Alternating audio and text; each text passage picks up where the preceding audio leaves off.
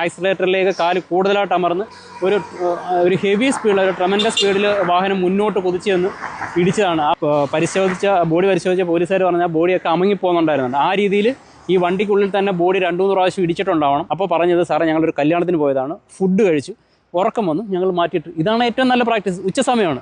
ഒറ്റ കാര്യമുള്ളൂ, നന്നായിട്ട് ഉറങ്ങുക, ഉറങ്ങി തീർത്തതിന് ശേഷം മാത്രം വാഹനം ഓടിക്കുക. സെപ്റ്റംബർ 30-ാം തീയതി കല്യാണം കഴിഞ്ഞ 2 ദമ്പതികളാണ്. അവർ മലേഷ്യയിൽ ഒരു ട്രിപ്പ് കഴിഞ്ഞിട്ട് വരുന്ന വഴിയാണ്. ഈ ആക്സിഡൻറ്റ് നടന്നത് ഏകദേശം ഒരു 3-4 മണി സമയത്തിനോട് അനുബന്ധിച്ചാണ്. അപ്പോൾ തിരുവനന്തപുരത്ത് നിന്ന് സ്വാഭാവികമായിട്ട് ഒരു 3 മണിക്കൂർ മുമ്പ് യാത്ര ചെയ്തിട്ടുണ്ടാവാം. അങ്ങനെയാണ് ഒരു 1 മണി 12 മണി ആ സമയത്തായിരിക്കും യാത്ര സ്റ്റാർട്ട് ചെയ്തിരിക്കുന്നത്.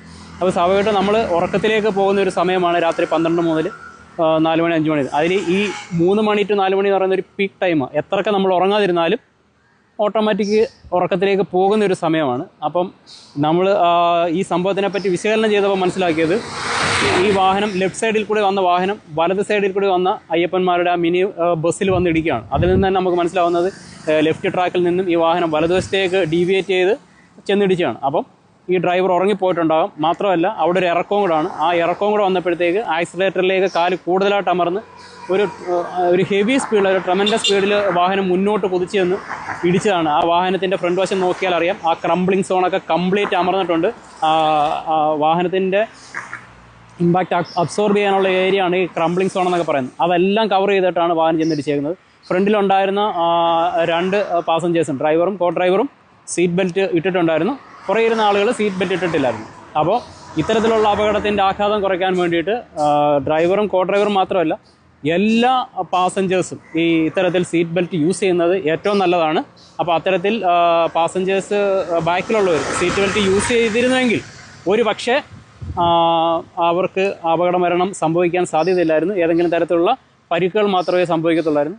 മുന്നിലിരുന്നവർക്കാണ് ഗുരുതരമായ പരിക്ക്. ബോഡി പരിശോധിച്ച പോലീസുകാർ പറഞ്ഞാൽ ബോഡിയൊക്കെ അമങ്ങിപ്പോകുന്നുണ്ടായിരുന്നുണ്ട്. ആ രീതിയിൽ ഈ വണ്ടിക്കുള്ളിൽ തന്നെ ബോഡി 2-3 പ്രാവശ്യം ഇടിച്ചിട്ടുണ്ടാവണം. അതായിരിക്കണം ഇത്രയും മറ്റ് എക്സ്റ്റേണൽ വലിയ പരിക്കുകളൊന്നുമില്ല. പക്ഷേ അപകട സ്ഥലത്ത് എത്തിയ ആൾക്കാരും പറഞ്ഞത് 3 പേര് ഓൾമോസ്റ്റ് മരിച്ച അവസ്ഥയിലായിരുന്നു. അവർ ഡോക്ടേഴ്സ് ഒന്നുമല്ല, എങ്കിൽ പോലും അവരുടെ ഒരു എക്സ്പീരിയൻസ് കൊണ്ട് മരിച്ച നിലയിലാണ് അവർ കാണപ്പെട്ടതെന്നാണ് പറഞ്ഞത്. അടുത്ത ഒരാൾക്ക് ചെറിയൊരു ജീവനുണ്ടായിരുന്നു, പക്ഷേ അവർ ഹോസ്പിറ്റലിൽ എത്തിച്ചപ്പോഴത്തെ മരിച്ചു. അപ്പോൾ നമുക്ക് ഇതുമായിട്ട് അനുബന്ധിച്ച് പറയാനുള്ള കാര്യം എന്ന് പറഞ്ഞത്, വാഹനം ഓടിക്കുമ്പോൾ ശ്രദ്ധിച്ച് വാഹനം ഓടിക്കുക. നല്ല റോഡാണ്. ഈ റോഡിൽ നമുക്ക് ഒരു കച്ചട റോഡിൽ നിന്ന് വന്നു കഴിഞ്ഞാൽ ഒരു ആക്സിലേറ്റർ ചവിട്ടുമ്പം കൊടുത്തേക്കുന്ന അളവിൻ്റെ 10-1 അളവ് ആക്സിലേറ്റർ കൊടുത്താൽ മതിയാവും ഒരു നല്ല റോഡിലേക്ക് വരുമ്പോൾ. അപ്പോൾ അവിടെ മനസ്സിലാക്കേണ്ടത്, നമ്മൾ അത്തരത്തിൽ നിയന്ത്രിച്ച് ആക്സിലേറ്റർ കൊടുക്കുമ്പോൾ വാഹനത്തിൻ്റെ ഇന്ധനക്ഷമത കൂടുകയാണ്. അപ്പോൾ കൂടുതലായിട്ട് ആക്സിലേറ്റർ അമർത്തും, വീണ്ടും വാഹനത്തിൻ്റെ വേഗത കൂടുന്നു, ഇന്ധനക്ഷമത നഷ്ടപ്പെടുന്നു, വാഹനത്തിൻ്റെ മെയിൻ്റനൻസ് കൂടുന്നു. അപ്പം നല്ല റോഡിൽ വളരെ സാവധാനം ശ്രദ്ധിച്ച് വാഹനം ഓടിക്കുക. പിന്നെ രാത്രി കാലങ്ങളിൽ ഇത്തരത്തിൽ യാത്ര ചെയ്യേണ്ട അവസരം ഉണ്ടാകുമ്പോൾ നമ്മൾ ചെയ്യേണ്ട ഒരു പ്രധാനപ്പെട്ട കാര്യം എന്ന് പറയുന്നത്, ട്രെയിൻഡ് ഡ്രൈവേഴ്സ്, അതായത് മോട്ടോർ ക്യാബൊക്കെ ഉപയോഗിക്കുന്ന സ്ഥിരം ഡ്രൈവർമാരുണ്ടല്ലോ, ഒന്നീ അത്തരം അവരുടെ വാഹനങ്ങൾ ഉപയോഗിക്കുക. ഇനി അങ്ങനെ വാഹനം ഉപയോഗിക്കാൻ പറ്റുന്നില്ല, നമ്മുടെ വാഹനത്തിലാണ് പോകുന്നതെന്നുണ്ടെങ്കിൽ അത്തരത്തിലുള്ള ട്രെയിൻഡ് ഡ്രൈവേഴ്സിനെ നമ്മൾ യൂസ് ചെയ്ത് വാഹനം ഓടിക്കാൻ വേണ്ടി ശ്രമിക്കുക. ഇനി ഈ ഉറക്കം വരുന്ന സാഹചര്യത്തിൽ നമുക്ക് 2 തരത്തിലുള്ള, നമ്മുടെ കണ്ണിൽ 2 തരത്തിലുള്ള കോശങ്ങളുണ്ട്. ഒന്ന് റോഡ് കോശം, ഒന്ന് കോൺ കോശങ്ങൾ എന്നാണ് പറയുന്നത്. ഈ റോഡ് കോശങ്ങളുടെ പ്രത്യേകത എന്ന് പറയുന്നത്, മങ്ങിയ വെളിച്ചാൽ ഇരുട്ടുള്ള സമയത്തിൽ ഓപ്പറേറ്റ് ചെയ്തിട്ട് നല്ല കാഴ്ച കൊടുക്കുന്നതിന് വേണ്ടിയിട്ടാണ് റോഡ് കോശങ്ങൾ. ഈ കോൺ കോശങ്ങൾ എന്ന് പറയുന്നത് നല്ല വെട്ടമുള്ള സമയത്ത് കളർഫുള്ളായിട്ട് കാഴ്ച കാണുന്നതിന് വേണ്ടി. ഇപ്പോൾ നമ്മൾ രാത്രിയിലൊക്കെ യാത്ര ചെയ്യുമ്പോൾ ഇൻ്റർമീഡിയൻ്റ് ആയിട്ട് കുറച്ച് വെട്ടവും പിന്നെ ഇരുട്ടും അങ്ങനെ വരുമ്പോഴത്തേക്ക് നമ്മുടെ തലച്ചോറ് കണ്ണിലേക്ക് ഒരു മെസ്സേജ് കൊടുക്കും, ഇനി അധികം പണി ചെയ്യേണ്ട എന്നുള്ള രീതിയിൽ. അപ്പോൾ അത് എന്താണെന്ന് വെച്ച് കഴിഞ്ഞാൽ ഒരു ഉറങ്ങാനുള്ള സിഗ്നലായിരിക്കും.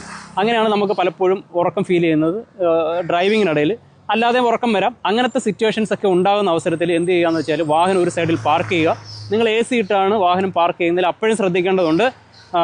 ഇൻ കേസ് ഇതിൻ്റെ ബാക്കിലൊരു ലൂവേഴ്സ് ഉണ്ട്, ഇതിനെന്തെങ്കിലും ഒരു കംപ്ലയിൻറ്റ് ഉണ്ടായാൽ അതിലേക്ക് കാർബൺ മോണോക്സൈഡ് പ്രവേശിച്ചിട്ട് നമ്മൾ പോലും അറിയാതെ ഡെത്ത് സംഭവിക്കാൻ സാധ്യതയുണ്ട്.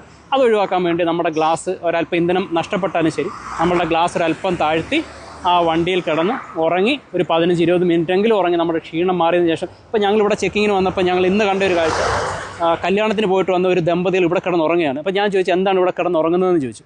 അപ്പോൾ പറഞ്ഞത്, സാറേ ഞങ്ങളൊരു കല്യാണത്തിന് പോയതാണ്, ഫുഡ് കഴിച്ചു, ഉറക്കം വന്നു, ഞങ്ങൾ മാറ്റിയിട്ട്. ഇതാണ് ഏറ്റവും നല്ല പ്രാക്ടീസ്. ഉച്ച സമയമാണ് അല്ലേ, വീട്ടിൽ പോകാം. പിന്നെ അതുപോലെ തന്നെ ഇത്തരത്തിൽ ഉറക്കം വരുമ്പോൾ ഒരു ആക്സിഡൻറ്റ് സംഭവിക്കുന്നതിന് ഒരു പ്രധാനപ്പെട്ട കാരണം എന്ന് പറയുന്നത്, നമ്മൾ വാഹനം ഓടി വരുമ്പോൾ ഉറക്കം വരുന്നു, അതിനെ അവഗണിക്കുന്നു.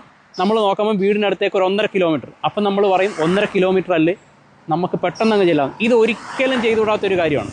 തീർച്ചയായിട്ടും ആ 1.5 കിലോമീറ്ററിനുള്ളിൽ പൂർണ്ണമായിട്ട് ഉറങ്ങിപ്പോകാനും അതുവഴി ആക്സിഡൻറ്റ് സംഭവിക്കാനുള്ളൊരു സാധ്യതയുണ്ട്.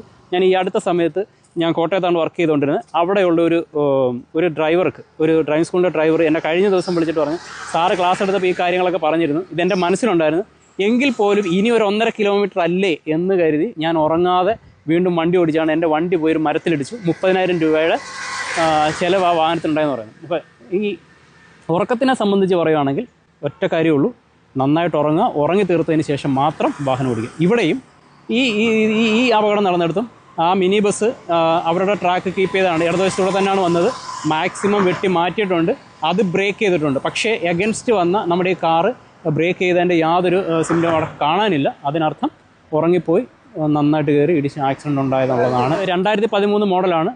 ചില വാഹനങ്ങൾക്ക് അല്ല എൻ്റെ ഹയസ്റ്റ് മോഡലിനൊക്കെ എയർ ബാഗ് വരത്തുള്ളൂ. ഇതിനകത്ത് എയർ ബാഗ് ഇല്ല. ആ സമയത്ത് എയർ ബാഗ് നിർബന്ധമല്ല. പക്ഷേ ഇപ്പോഴൊക്കെ ഉള്ള വാഹനങ്ങളിൽ എയർ ബാഗ് നിർബന്ധമാണ്. മിനിമം 6 എയർ ബാഗെങ്കിലും ഇപ്പോൾ ഇറങ്ങുന്ന വാഹനങ്ങൾക്ക് വേണം.